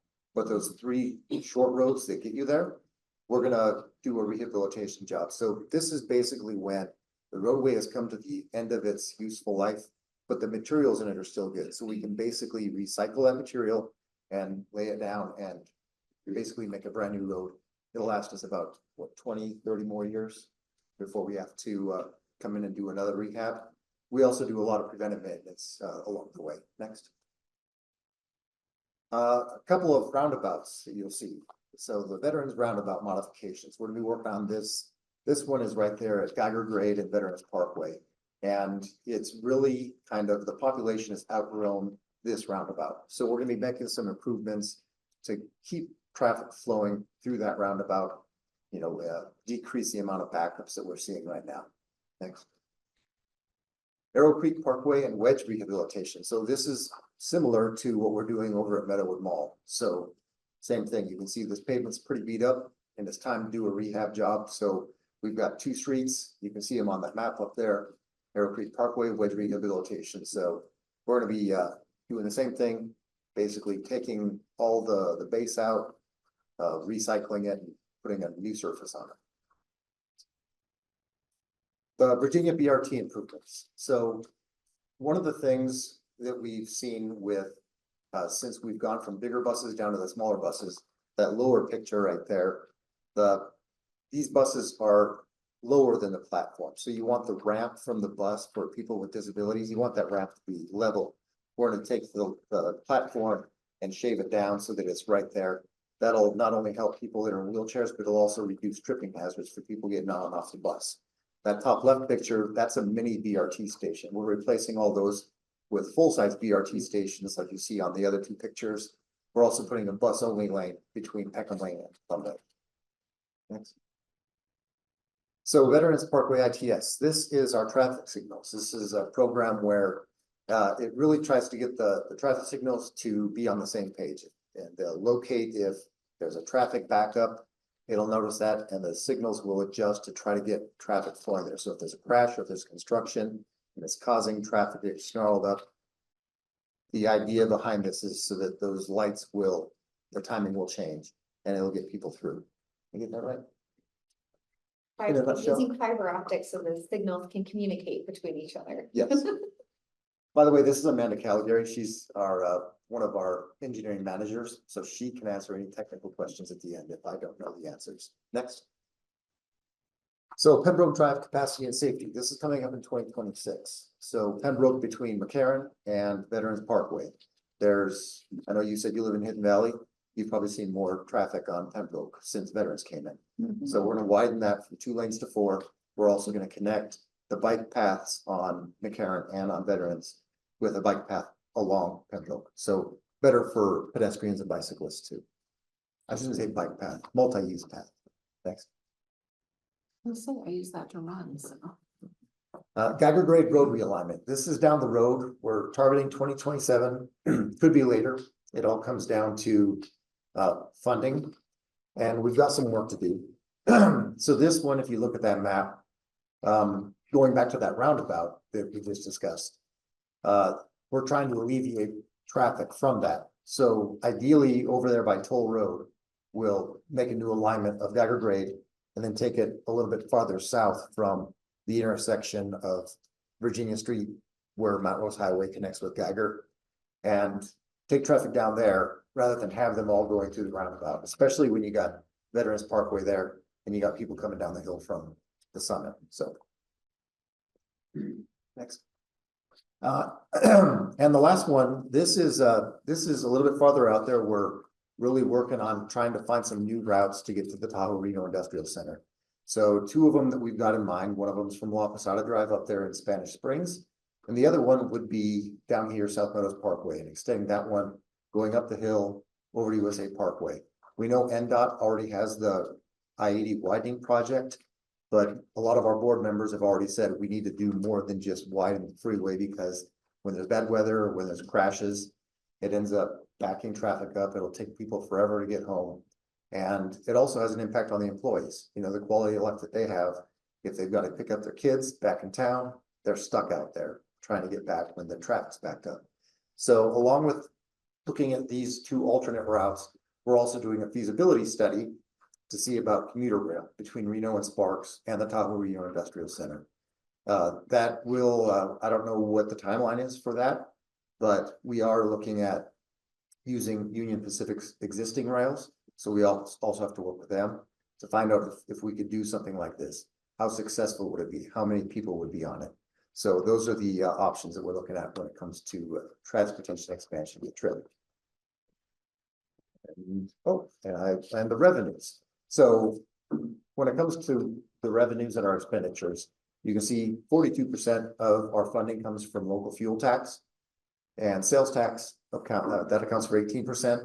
We do get some federal funding. Some of it is allocated every year. Some of it we apply for in discretionary grants. We're actually applying for one right now for $40 million up in Sun Valley to do that roadway.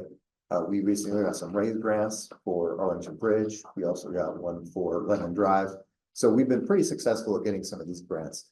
So 27% there. We do have a small amount that comes from passenger fees, a very little amount from NDOT, and then some other sources.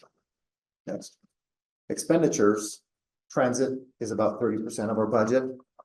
New roadway, and the transit is paid for with sales tax. The roadways are completely funded with the fuel tax and grants and federal funding. We do have some new roadway projects. That's almost 30% of our budget. And then we also have the preservation of multimodal. So that's keeping our good roads good.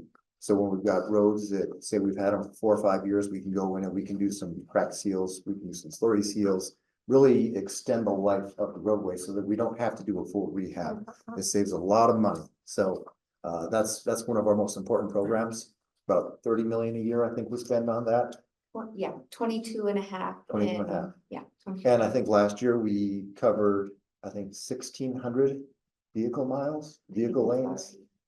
So we do a lot of maintenance on the roads. And then we also have a little bit of debt that we're paying and MPO operating. And with that, I'll take any questions. I'm going to start with the questions, if you don't mind. Sure. I'm looking at the micro transit. Mhm. And it says it operates in Sparks, Spanish Springs, North Valley, Somerset, Bird Eye, and South Meadows. Mhm. I take it from this that it does not operate in Hidden Valley. No, it does not operate. Why? That's a good question, because there is no bus route out there. No, and we're quite happy being isolated. We don't mind that a bit, but I will say that we have a lot of seniors in the lower part of Hidden Valley who do need access to transportation. And I know of one particular instance where the person tried to get and didn't get any help because you don't come out there. So yeah, I think it would be important to take a look at that. Yep. And I can talk to our director of public transportation. This is evolving. Like I said, the South Meadows one we just got last May. And so not even a year. So that's something that we could probably take a look at. Okay, and I also see the senior ride. I was gonna say, Yeah. there's a couple different programs, so Okay. there's, for microtransit, the Flex Ride, that's more so anyone can use it, but if there's a senior or someone with disabilities, they might be able to apply for, is it access? Yeah. So there's another, category of microtransit that, they might be able to get, Mhm. services for that are free or. Okay, well, having been said, that's very interesting because we have a monthly publication we put out with lots of information to all of the members and anybody else who wants access to it.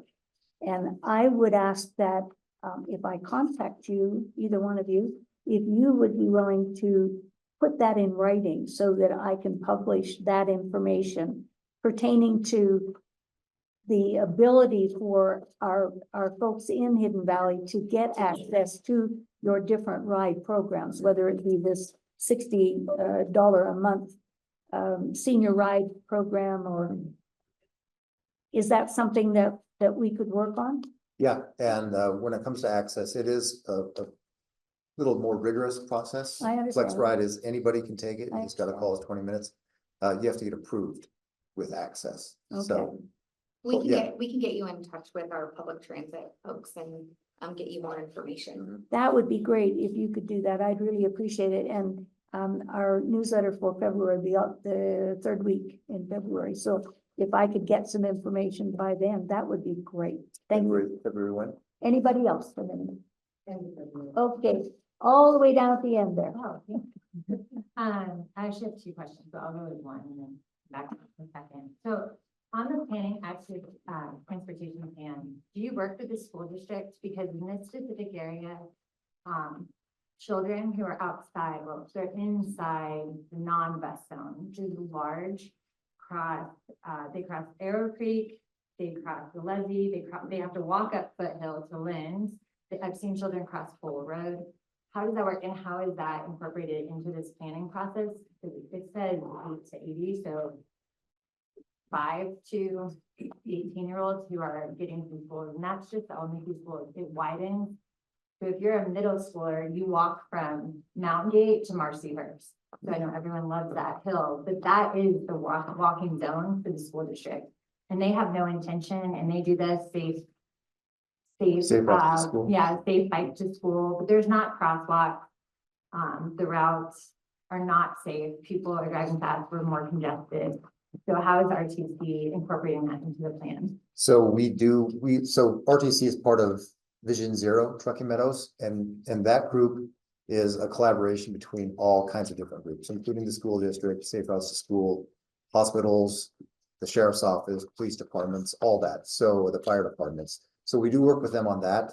We will, when we come to the neighborhoods down here for this plan, we'll have public meetings for it where this kind of thing can be discussed. That's exactly what we're looking for, to hear exactly what the community members are seeing and what they want to change. And I don't know, do you know if they've talked to the school districts in regards to the? Yeah, almost on every project, we reach out to the Washoe County School District, understand their needs. A lot of times in the areas of our projects, we want to understand, is there going to be any school rehab, or is the school going to be moving? I know that they're building a lot of new schools, so we try to understand their needs. We do actually fund about $250,000 a year to Safe Routes to School, the RTC does. So we use that, we pay for some of their salaries, and so we are able to coordinate in that manner to understand how we can incorporate the necessary improvements into our projects that are going to benefit its users. And when they're in schools, that's most of the time students. So we take into account different biking and multi-use path standards that are provided in engineering guidelines or by the federal government. And we try to adhere to those. So most of the time, if it's on a high-speed road, we like those shared use paths to be separate from the roadway to keep our vulnerable users safe. So yeah, we coordinate all the time and we try to incorporate their input. And as Paul said, in these neighborhood network plans, that will be the community's opportunity to really understand how you move throughout your community and how you're using those paths and to get to and fro wherever you need to go. And Yeah, we'll take that into I mean, consideration. it's uniquely unincorporated. Washoe County do not have sidewalks, and so if you have small children, it's an issue, and we obviously are becoming more congested. And then really fast, my second question is, do you work reactive to development, or are you part of those initial meetings when they're developing? For example, that Geiger grade, the circle there, that was built, there were no apartments, now there are apartments. Are you in those conversations when they're saying we're gonna build 20 apartment complexes right here on the traffic circle, or do you come in after? Whichever. So actually the Truckee Meadows Regional Planning Authority Agency. Yeah. Yeah, agency. They actually live in the same building as us on the third floor, and so, our planning division actually works with them to understand growth rates in our area, where development is occurring. They take that into account in what we call a travel demand model, so understanding where people are coming from and where they're going. Very general, but that helps us understand growth in the area. And so we can plan accordingly. And so the plan that Paul talked about, the regional transportation plan, that forecasts what those needs are, and then it categorizes those needs, whether they be intersection improvements, capacity improvements, based on those needs and the identified goals that the community came up with. So thank you. If I could piggyback onto that roundabout. I have a long history with RTC, not working with them, but trying to work with them from the outside.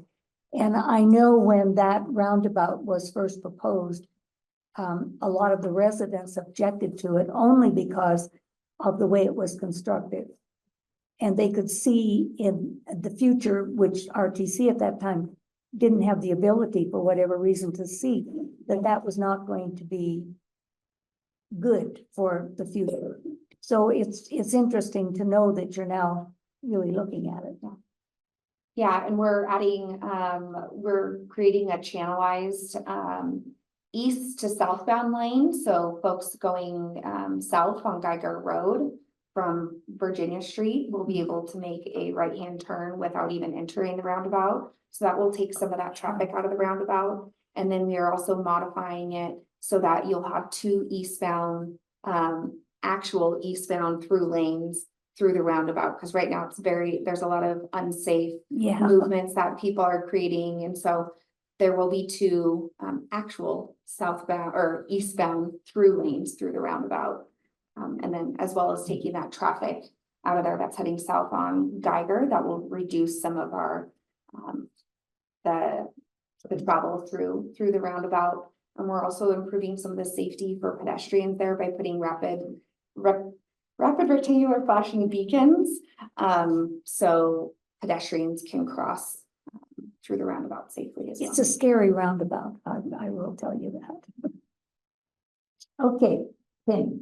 I've got questions about the hydrogen buses. Mhm. So I was at the county commission meeting. I think it was you that did the presentation on buying the two hydrogen buses at the time. And as I recall, they each cost $1 million. So are these 6 new hydrogen buses, are those going to cost more than $1 million So each? I don't know. We actually just had a meeting on Monday, and the possible tariffs with Canada, some of the buses are made there, that might increase the costs. But basically a bus is gonna cost $1 million, whether it's electric, hydrogen, or if it's hybrid. How about fossil fuel? That's the hybrids. Those are diesel, yeah. Oh, okay. Yep. So at that time, I recall you said that the hydrogen fuel was gonna have to come over from California. Mhm. So is that still the case? Yeah. So how much does hydrogen fuel cost? I don't know if it's by gallon or. Yeah, they go by kilogram, Okay, and I think we get a discounted rate. I think they were saying it's like $8 a kilogram. Does that sound right? I don't know. Yeah, it's, yeah. So is it more efficient, for the taxpayer for us to be buying hydrogen buses, or do we need to go hybrid? Because we're no longer in this climate accord, we're coming out of the new Green Deal. Yeah.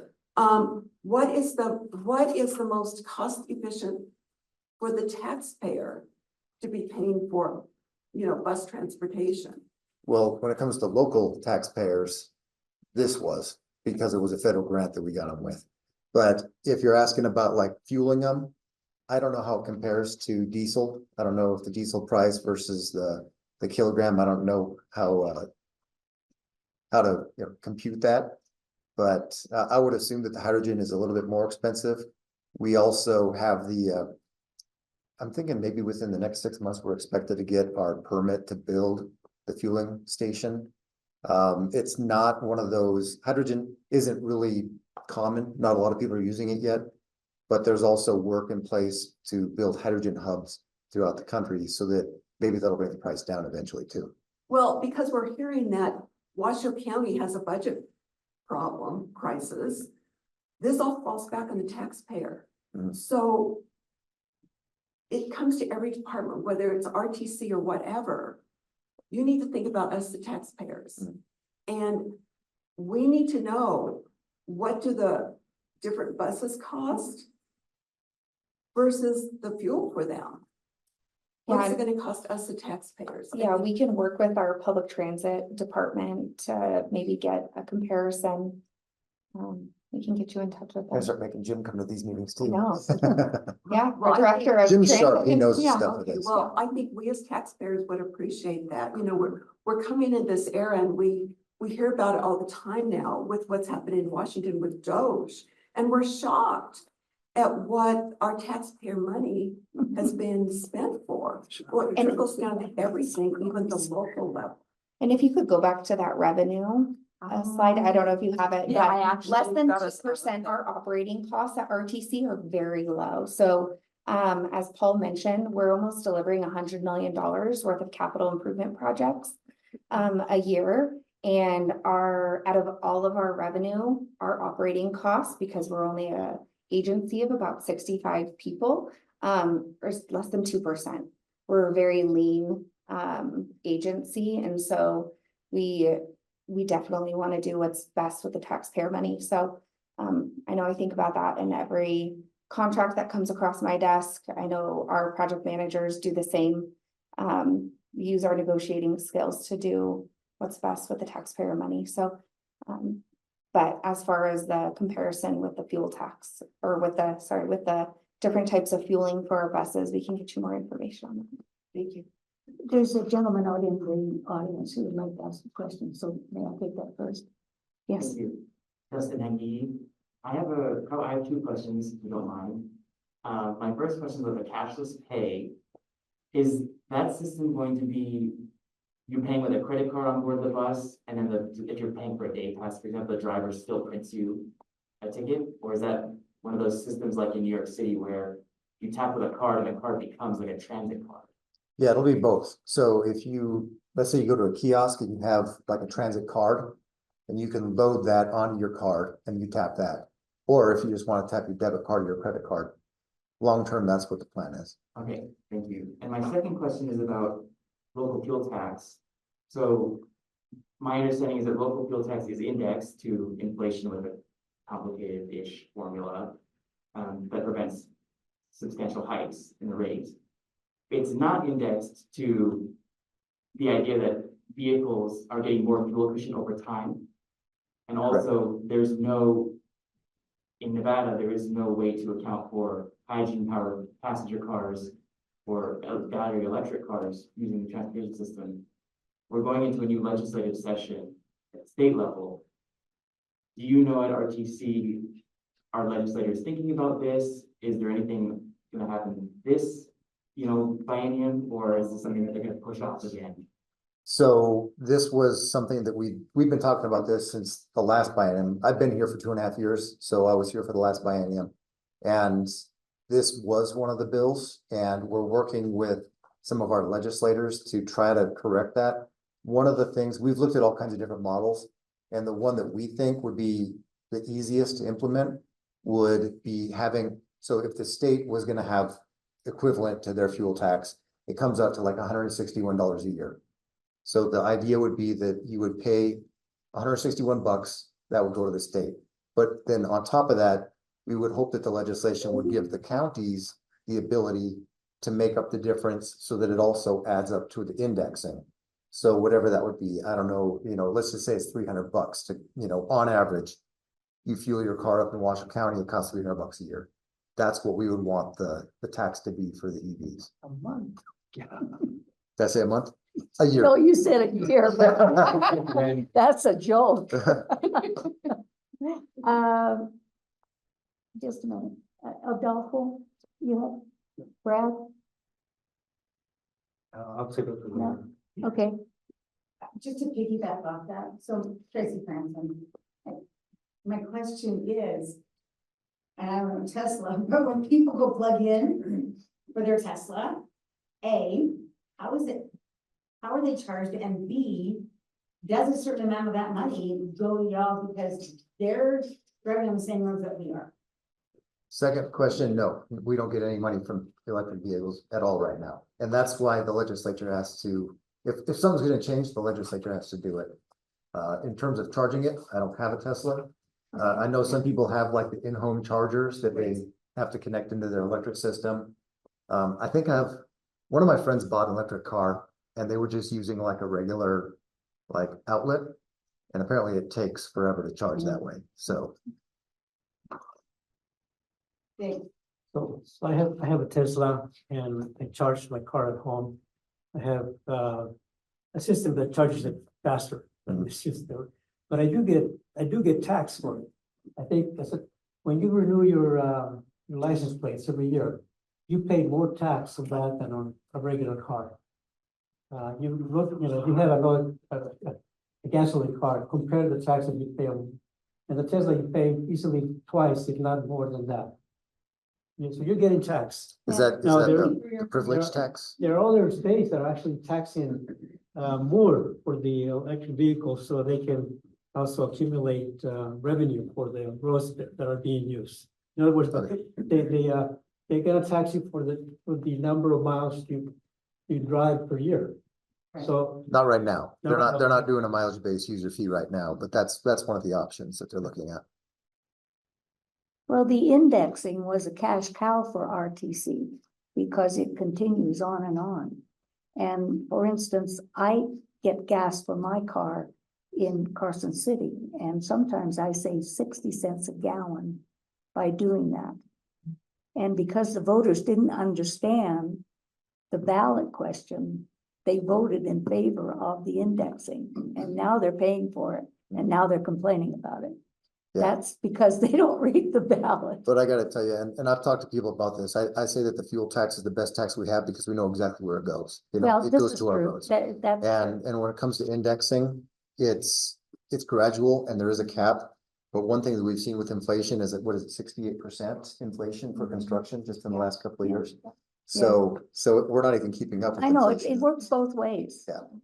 But it's in my favor when I go to Carson. Yeah, yeah, and Carson thanks you for your fuel taxes. Oh, another thing too is if you look at since the indexing has been implemented, 58% of the money that we use for our roads has come from that. So, you know, let's say we got $100 million. Without the indexing, we'd only have $42 million, and we have a lot of projects, so. question. Yes, ma'am. Maureen Collins, Washoe Valley. So you have a bus that goes from the bus station in Reno to Carson City every day and then back at the end of the day.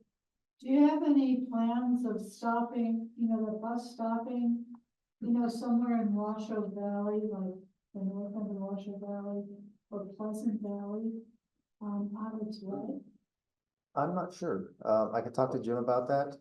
I think it travels on I-580, right? So But Pleasant Valley if would. you have passengers coming from, a central location or even Eastlake. I mean, there's a lot of people who live out that area and there's no transportation. Yeah, that's And something. as long as the bus goes to Carson, I mean, I started this 20 years ago, I asked this question. And there's been no one to. Yeah, and we are about to start our TOPS study again. Is that every 4 years, do you know? TOPS is an acronym and I always forget it. It's like transit optimization, something or other. Basically finding the most efficient way to run our transit system. And I'm sure that, and they look at all the routes and they figure out, all right, this one isn't doing so well, this one could do better. And that could be one of the ones that they look at. As long as you're going that way.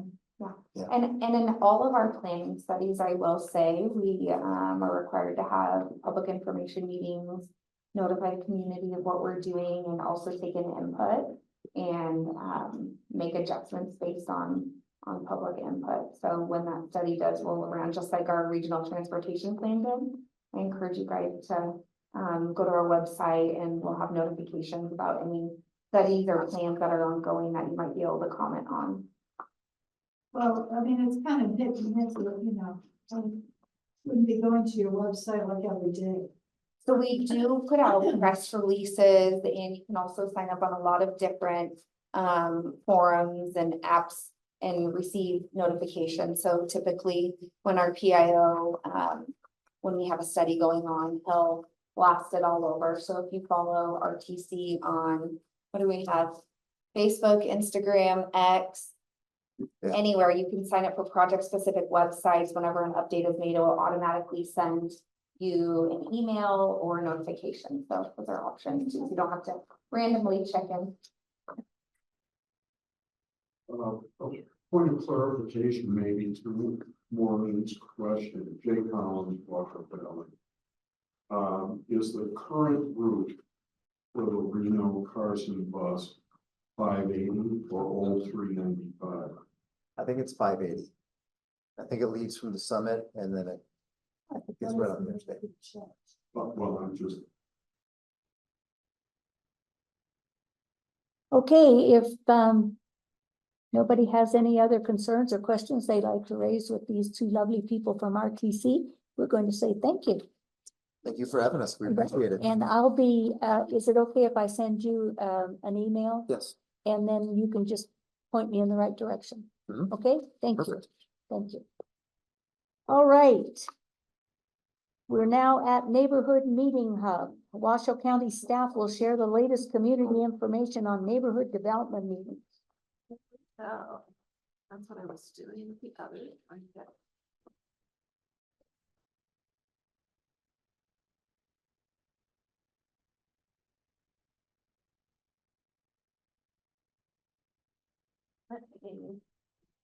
My mouse back in there and I'll make it just a little bit easier for me to get through this.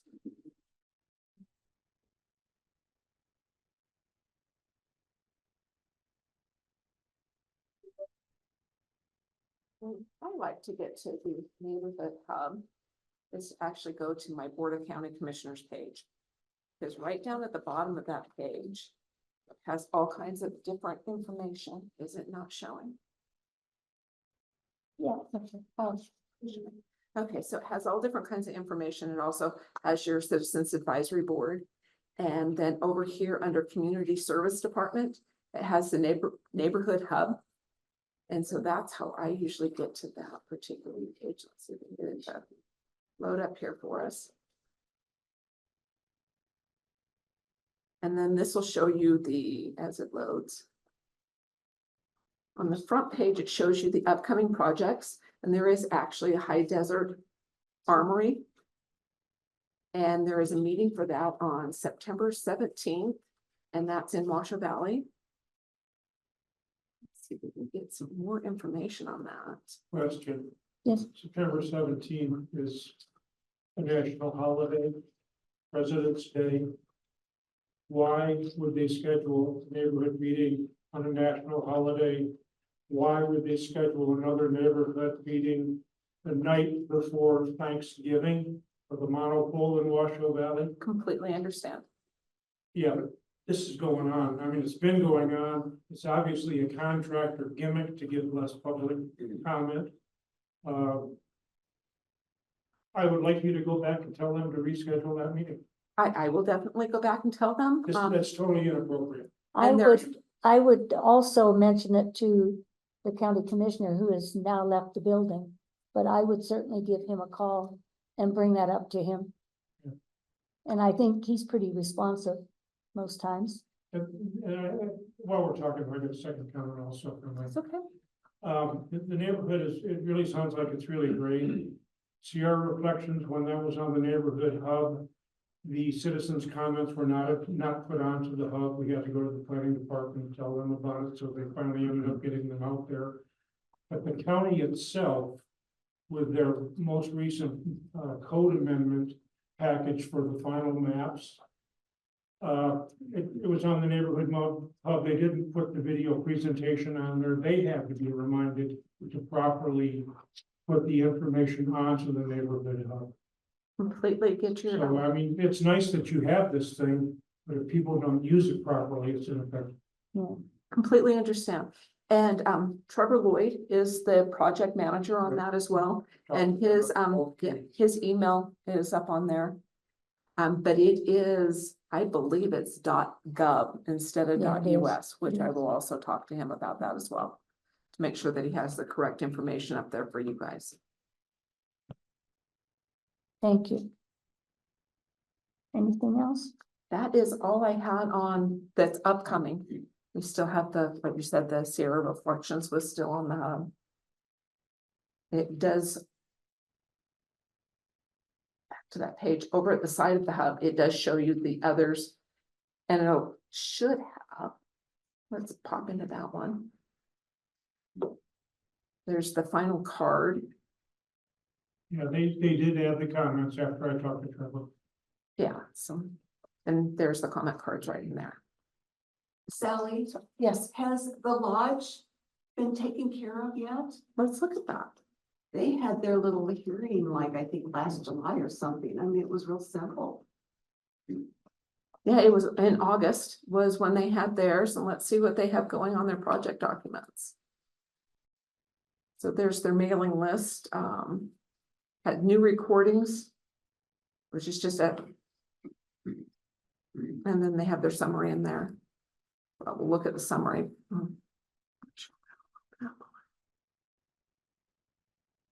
It just has a few items in here, so I'm not sure what is going on with that one, but that is somebody that we can actually, or see who is on that one.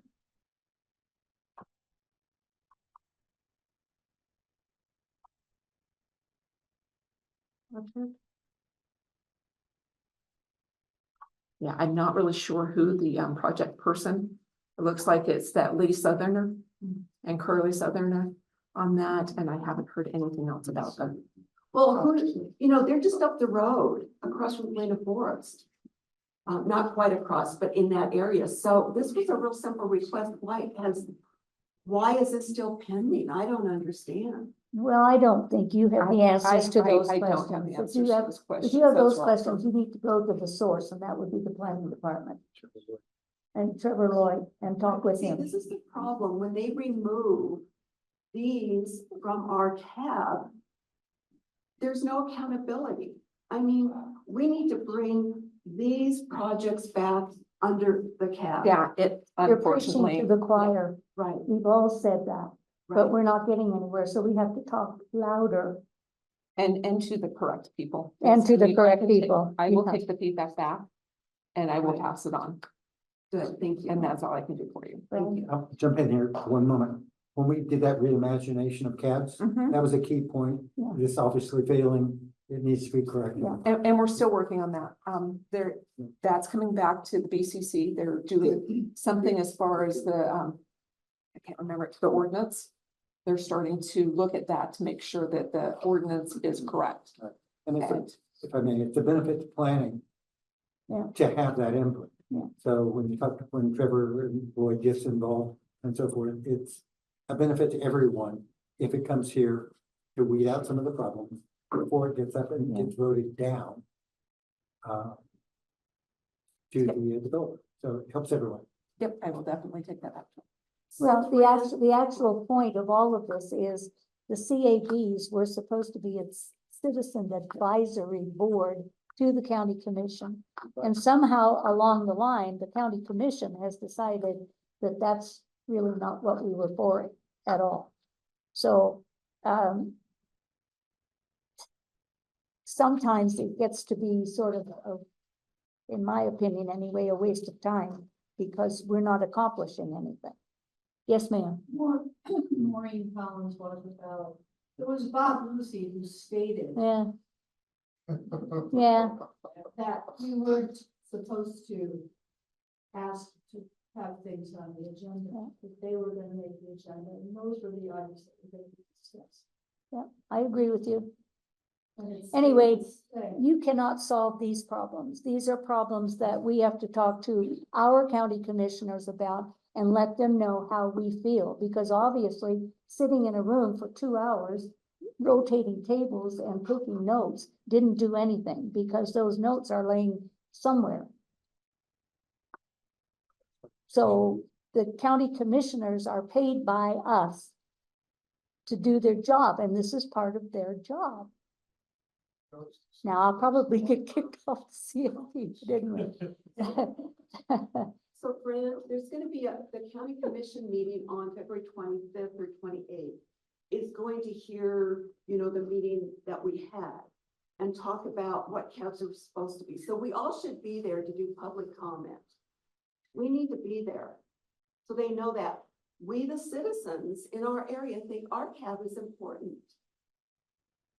So I would just encourage everybody, look at the agenda for that last Tuesday in February to make sure it's going to be on the agenda. But please be there and make a 3-minute comment and invite your neighbors to be there also. Good comment. All right, cab board, member board, county commissioners, news and announcements. I think we've pretty much done that. Anybody else have anything else from the cab that we'd like to send forward? Not seeing anything. We're back at general public comment, and as you know that you have 3 minutes, state your name, say what you have to say, and then we'll all go home. Anybody have any more comments? Concerns, questions, anything? Hey, I would take adjournment if somebody would move. Madam Chair, I so move. Second. Thank you. We're adjourned. Thank you for what you guys do. Oh, we try. Thank you for attending and good viewpoint. Good.